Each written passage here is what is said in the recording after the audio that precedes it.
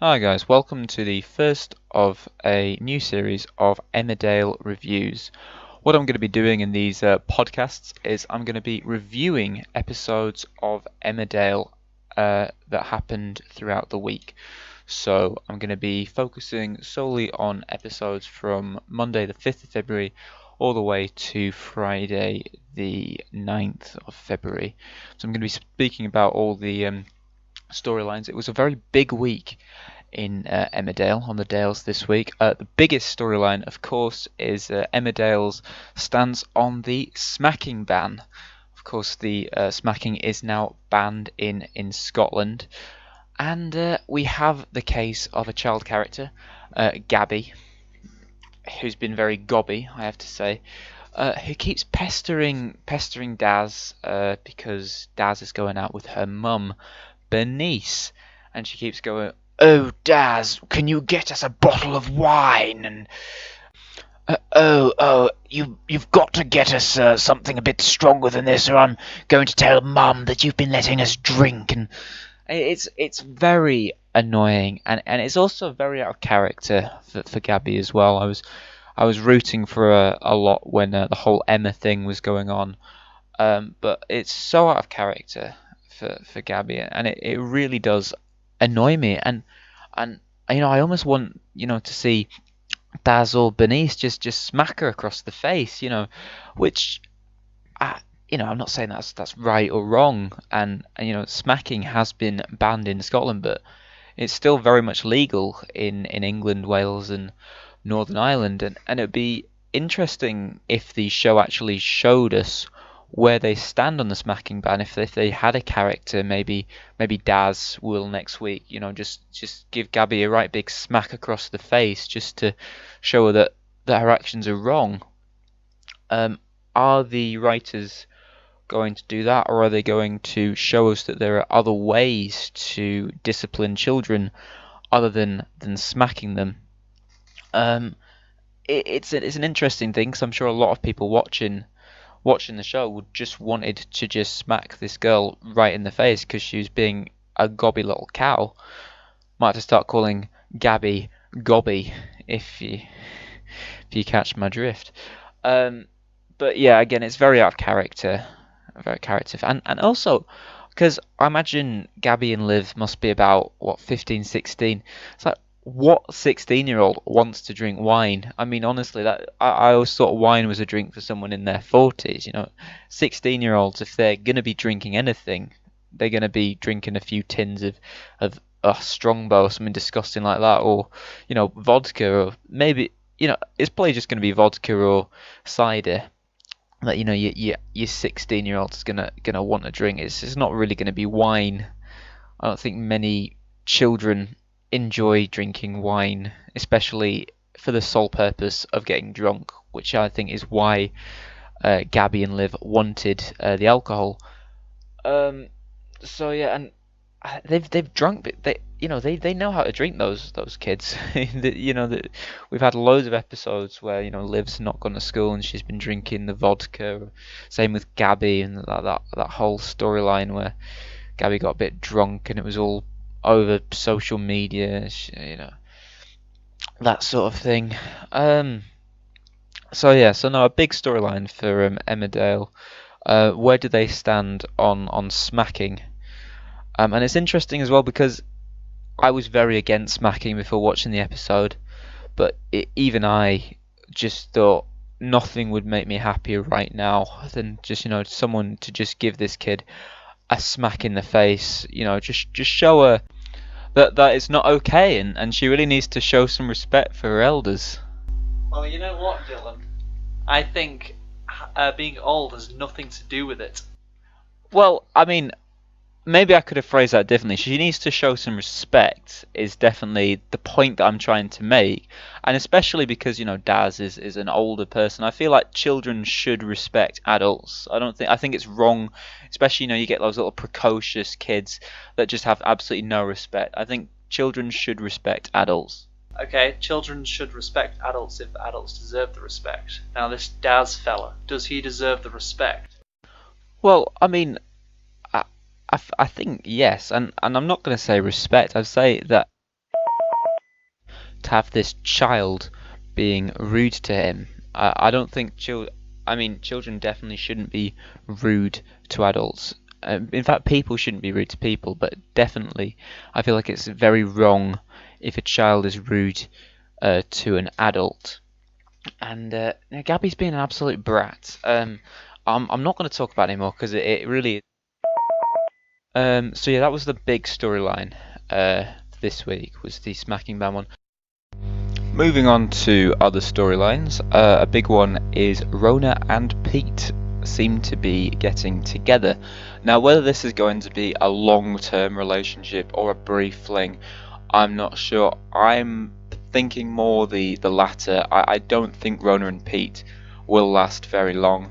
Then again, there might be some sort of love triangle developing between Rona, Chaz, and Paddy, which would be interesting to see. Although, at the same time, I don't really want that because Chaz and Rona seem to be on very good terms about the fact they both love Paddy, and Paddy loves both of them, but he wants to be in a relationship with Chaz. So I don't really want that storyline to develop. I can see it coming. At the same time, it would be interesting. And I do like Rona and Pete. I think it's a very interesting relationship. It's not a relationship I thought that we would ever be seeing. Well, this time last year, Rona was engaged with the rapist, and Pete was engaged to Layla. So to think that both of them would wind up single and with each other would have won you a lot of money at the bookies. That's something to say there. But Rona's a very interesting character, and so is Pete. I like how Rona has been through an awful experience with her ex-husband, well, her actual husband, because she's still technically married to him. She can't get divorced until about a year due to divorce laws.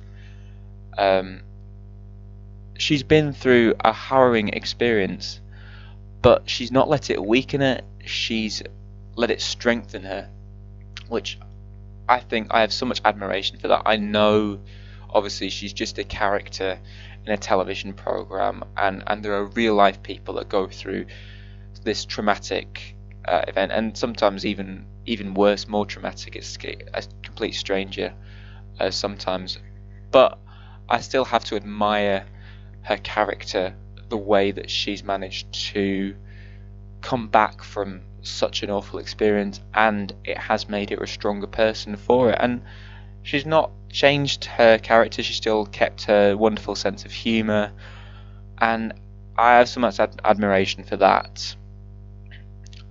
So that's Rona and Pete. We've also got Laurel and Bob. Now, Laurel and Bob aren't together, and Bob is a brilliant character. I really like the character of Bob Hope. Brilliant character, funny character. It's sort of everybody likes Bob. They should rename this show Everybody Loves Bob, like Everybody Loves Raymond. Because yeah, he's a great character. I like Bob and Brenda. I do like Bob and Brenda. I was very upset when Bob confessed to having the affair, and Brenda threw him out. She said she didn't want to be with him. She couldn't trust him. She couldn't look at him. And it was very upsetting to see Bob and Brenda so torn. And it's all going to come out again, because Bob and Brenda are back together. They are on good terms. But Brenda knows Bob had an affair, but she doesn't actually know who it was with. Bob told her it was with somebody else who she met and didn't see her as a threat. But actually, Bob had an affair with Laurel. And Brenda is going to find out about this one day, I'm sure, because everything always comes out in Soapland. And I'm looking forward to it because it's going to be an exciting revelation. But at the same time, I'm also dreading it slightly because I do like Bob and Brenda together a lot. And I think when this comes out, this is going to destroy their relationship beyond repair.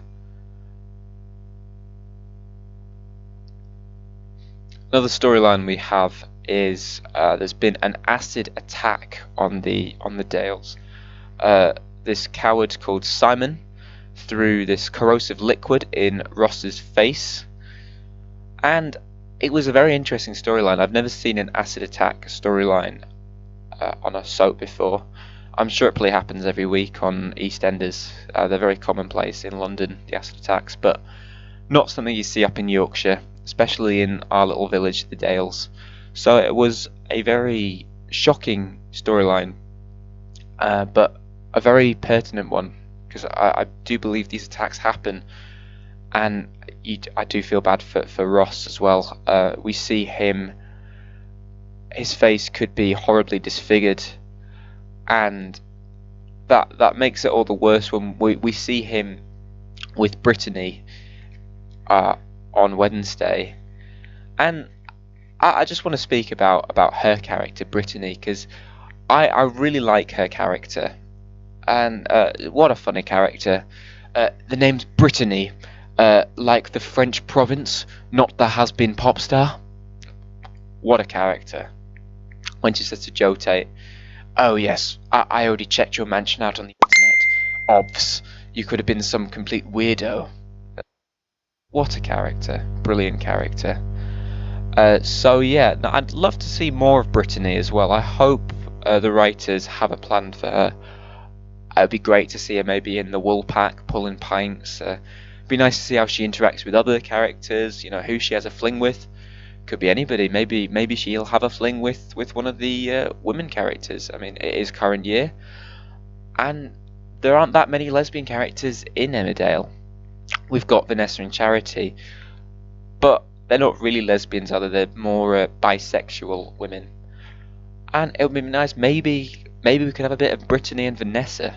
I think that would be a very interesting relationship. I wouldn't really put Brittany with Charity, because Charity's a lot older than Brittany. I feel that Charity would... I just don't think they'd have the right dynamic. I think Charity's sort of out of Brittany's league, whereas Brittany and Vanessa would make a very good pairing together. I could just see it now, because I think they'd bounce off each other so well, because Brittany is such a funny character, very posh as well, very a bit pompous, but I'm sure she's got a heart of gold underneath. And Vanessa's the same, and she's got a young son as well. It'd be very interesting to see how Brittany interacts with that young son. But no, I'd definitely like to see Brittany. And I mean, we've not had many lesbian characters in Emmerdale. I mean, we've got Vanessa and Charity, who are bisexual. We've also got Debbie. Now, diehard fans of the show will know what I'm talking about. More recent viewers will be unsure what I mean, but back in the day, I think this must have been about 10 years ago. This was a long time ago. Debbie did have a fling with a character called Jasmine. Jasmine was played by Jenna Louise Coleman. Fans of the show Doctor Who will probably recognise the name, because Jenna Louise Coleman played the Doctor's assistant Clara between 2012 and 2015, and she also starred in Victoria. She's a fantastic actress, is Jenna Louise Coleman. So is Charlie Webb, who plays Debbie, and they really do sell the love story to the viewer. And it is something that it is available on YouTube. You have to look for it, but it is there, and it's something that I frequently watch, because I just really enjoy the story that those two have. But yeah, not many lesbian characters, but it would just be great if Brittany had a bigger role. I really hope we see more of Brittany. A fantastic character. I don't think she will stand by Ross, though. It upsets me to think that. I doubt it would have been a long-term relationship anyway. Ross has a young son.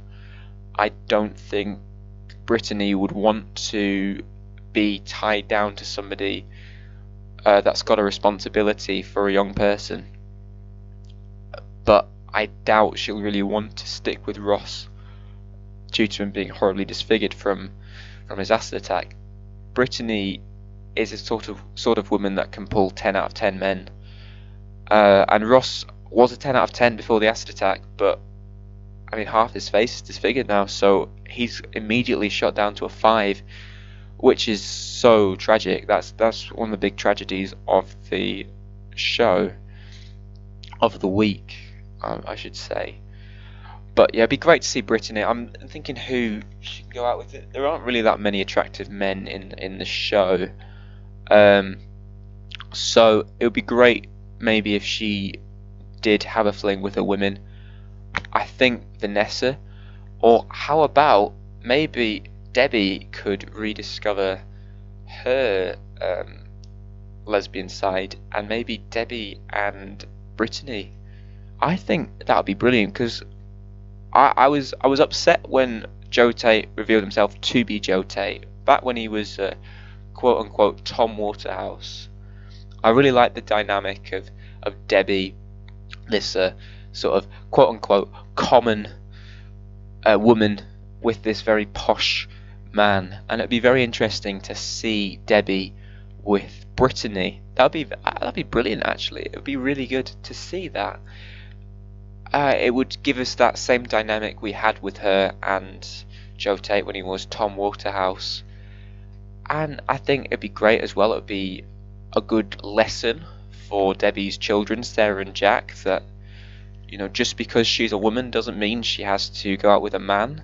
It is current year, and I think it would be fantastic to see Brittany and Debbie.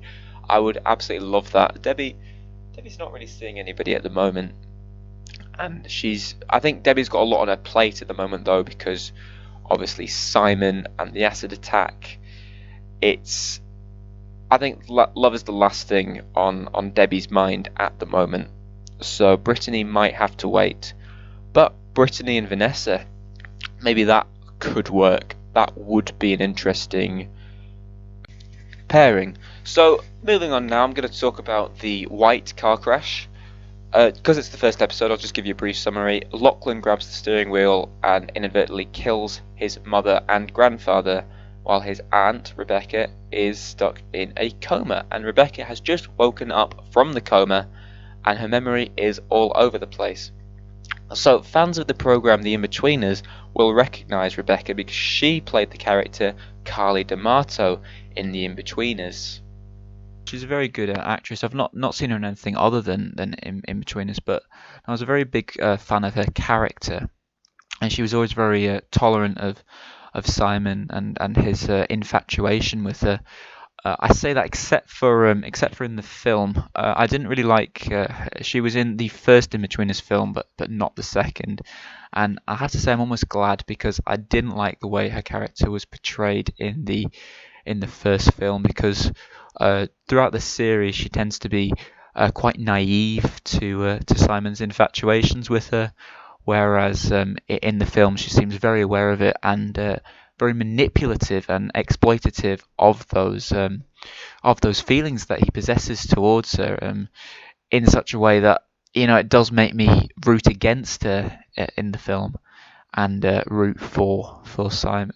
Well, I'm always rooting for Simon and all of the main characters, but it does make me dislike a character, which I find a shame, because in the first three series, it was very interesting to see the way that her character was portrayed. That she wouldn't recoil, she wasn't scared off by his advances. And I mean, this Simon character is completely obsessed with her, really, throughout the whole thing. Like, he always goes on about how he's going to make his move on her, and he's going to tell her his feelings, and he's got a whole future planned out with her, which I'm pretty sure she doesn't feel the same way. But at the same time, she likes him. She doesn't like him. I think that's pretty clear. But she's got no reason to hate him.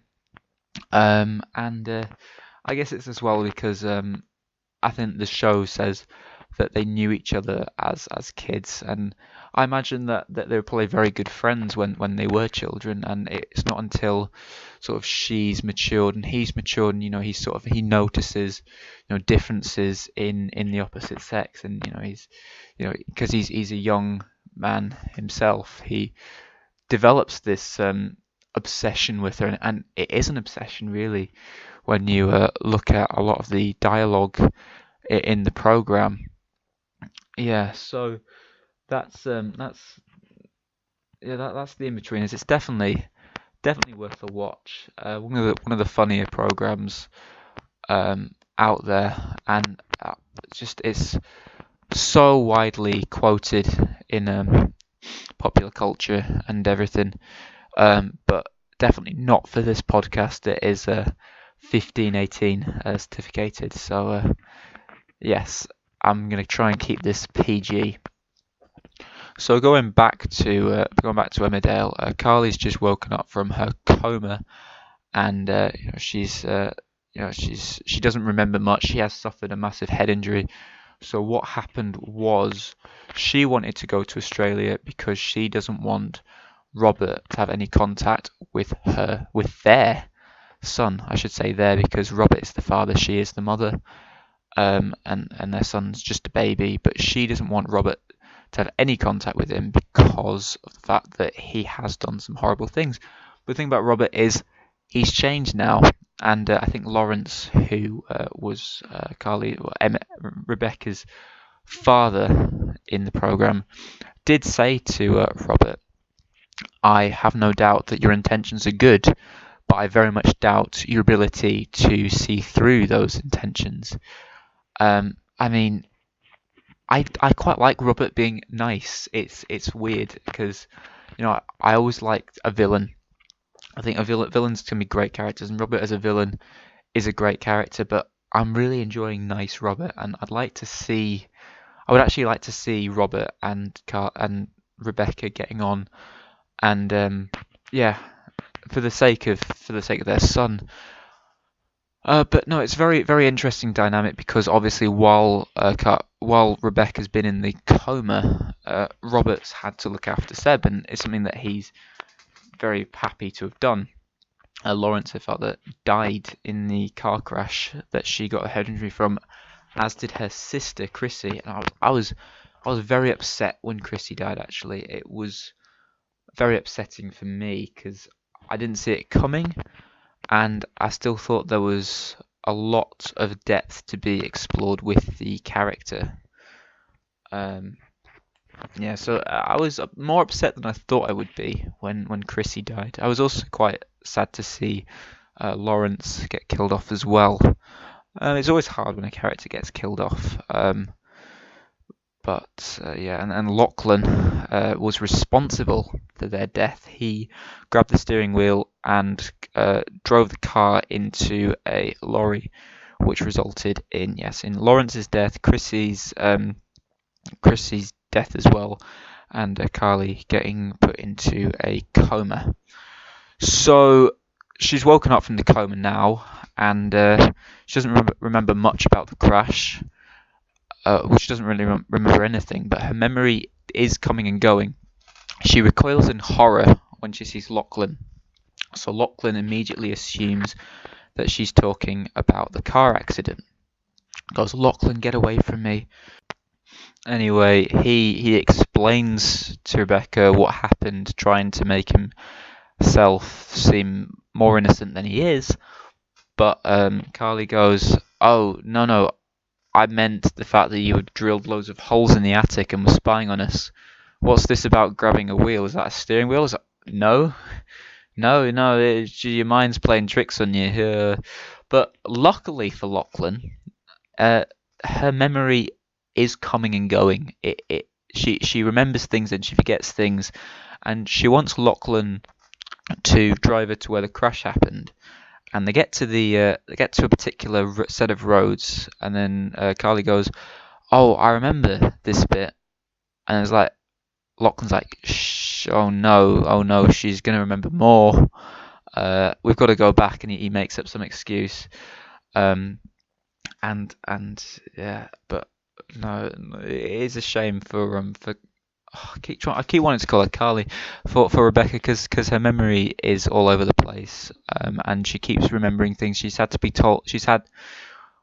We've had to tell her 3 times that Chrissy and Lawrence have died, and I imagine maybe next week she's going to have to be reminded of that again.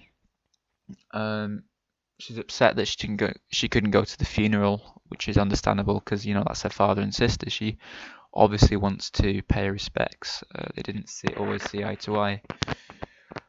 But I think that's all I can really say about that particular storyline. So the other one we've got is Kane and Moira are back together, and I think this is a brilliant one to save till the end, because this has been one of the bigger things this week, was definitely those two getting back together, because I mean it's something that's been a long time coming. Definitely, they split up around about the time when Holly died, and I feel really bad for Moira about that, because she's been all over the place since then, and she's just had a new baby, which I guess makes it a lot harder, because she doesn't want to feel like she's replacing her daughter with this new baby. There was a scene this week where Kane was helping her paint Holly's room for the new baby, and she was like, I don't want the baby to have that room. I'll never forget when I pulled back the curtains and I saw Holly, dead. It's something I never want to relive. I don't want Isaac's the name of the baby, I don't want Isaac growing up in that room. And well, yeah, Moira, you'll have to find another room in your mansion for your son. Yeah. So it's great to have Moira and Kane back together, because they are one of the couples. They're sort of the two couples, the two real sort of couples that diehard fans want to see. The other one was Zach and Lisa, who got back together about a year ago now. It was brilliant when they got together, because that was something that was needing to happen for a long time and eventually did. And that's the same with Moira and Kane, something that needed to happen for a while, and it's been a long time coming. Having said that, I was never a fan of Zach and Joni's relationship, but I was a fan of the relationship between Kane and Harriet. And I really like this relationship. I love the idea of Kane, who is this quote-unquote bad boy, and he's going out with a vicar, but not just a vicar that used to be a policewoman. Like, these two people are polar opposites, but they bounced so well off each other. And as much as I always wanted Moira and Kane back together, I really liked this relationship that Kane and Harriet had. And it is a shame that it had to end, and I'm glad, because it means that Kane could be with Moira, but at the same time I'm very upset, because it was very entertaining relationship. I loved the way that Kane would always call Harriet Vicar. Oh, what do you think, Vicar? It was brilliant. It was comic gold, that. And yes, so Harriet has had to leave the church. Well, she's not had to, but she's chosen to leave the church so that she can be with Kane. And as she does that, she finds out that Kane has decided that he doesn't want to be with her anymore. He wants to be with Moira, and Moira will take him back, which is a definite blow for Harriet. She wants her job back, but this bishop, I hate this bishop. He has replaced her with somebody else, and his nephew, the bishop's nephew, is who he's replaced with. Which is a bit of nepotism there. And he's just such an awful person, and no one in the parish likes him. I don't like him. And he's talking about Ashley's memorial. Ashley was Laurel's husband. He died of pneumonia about April last year. Very sad when he went. He was still quite a young man, and had 3 kids aged at the time. Well, I had Gabby, who he mentioned earlier. If anything, maybe this is why Gabby's acting the way that she is now. I mean, the fact that she does not have a father anymore. I mean, Ashley doesn't seem like the sort of person that would be a disciplinarian, I should put it. But I mean, maybe you can't completely blame Gabby for her British actions, because, Daz isn't Ashley, and Daz will never be Ashley. But at the same time, she's got to be accepting of. She can't be insolent. She's got to, not be rude to elder characters. And I think I think Daz could be a good influence on it. What I didn't say earlier, which I should have done, was the fact that I think Daz did completely the wrong thing by giving her wine. What he should have just done is just gone to Bernice. Bernice is Gabby's mum. He should have just gone to Bernice and said, Gabby's doing this, right, and she's saying this, and I turned a blind eye to her drinking the other day, which I shouldn't have done, but I did, and yeah, she's been very rude to me, and I think you need to sort it out. You know, words along that line. I'm sure he can think of something a bit better than that, but he can't let her get away with that behaviour. Nothing excuses that behaviour. But I go back to mentioning about Ashley. He has a memorial in the church because Ashley used to be a vicar. His memorial in the church, designed by Kerry, who I said earlier was my favourite character in The Shore. Kerry's from Newcastle Lake, and she, you know, she's got like ponies and everything around it. They picked a design and everything. And yeah, this new vicar doesn't like it. It's like ponies in church. This isn't some spiritual kingdom. These people are in desperate need of spiritual guidance. It's like, you know, just go away. You know, you're not welcome in our village. You know, this is Emmerdale. This, you know, you can not just anyone can come here and just throw their weight around. No, we've got a really strong sense of community, and that all of us in the village want Harriet as the vicar. So why, Bishop? Why can you not accept the fact that we want this woman to be the vicar? She's qualified for it. You know, she's made some mistakes, but you know, she's human. It shows that she is a human being, and it upsets me greatly that the bishop won't allow Harriet to be reinstated as the vicar, and he's chosen his nephew, who none of us in the village really want as the vicar. And we just really wish that he'd go somewhere else. You know, there are plenty of parishes that he could choose from. Just not this parish, mate. Jog on your bike. Thank you very much. So I think I might have covered everything this week in Emmerdale. I'm trying to think of any other storylines. Normally, if you think of a character, you'll remember what they were up to in a particular week.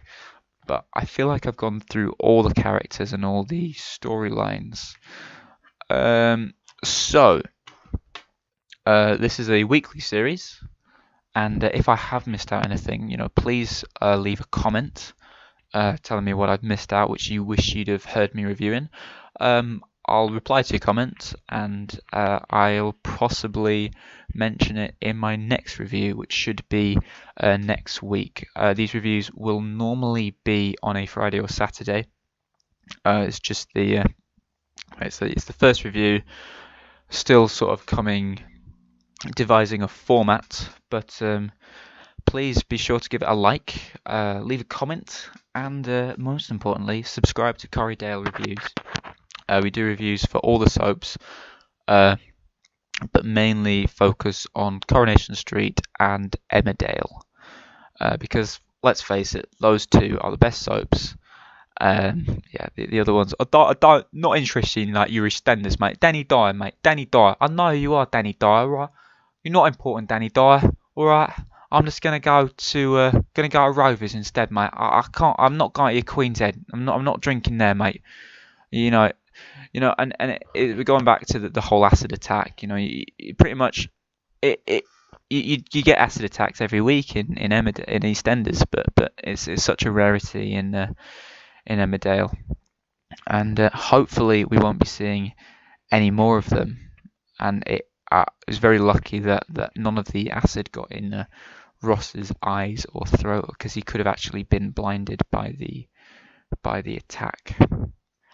So anyway, yes, don't forget to leave a like, comment, and subscribe. And if you're interested, you can also press the bell button next to the subscribe button. Pressing the bell button will allow you to get notifications whenever I upload a video. So without further ado, I will